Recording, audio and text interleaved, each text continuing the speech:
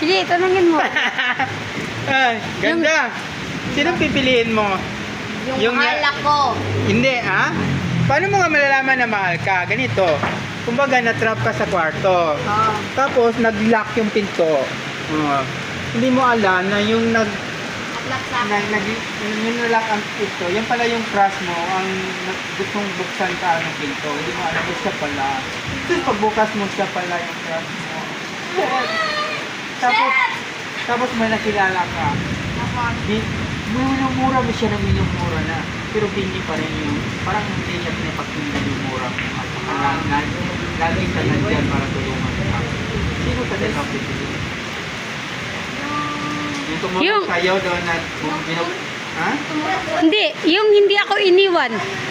Kahit palagi ko siyang minumura. Kasi nandun siya palagi. Yung binuksan niya lang, pero crush ko naman yun, di ba? Kinikilig ako dahil crush ko ang bumukas sa pintuan. Pero yung nandyan palagi na minumura ako, pero hindi ako iniiwan, yun ang pipiliin ko. Ikaw, tumagyawa.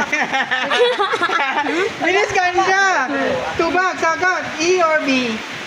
Asa ni mato katong nagabre sa imong pagkababae nga gibiyaan ra din ka.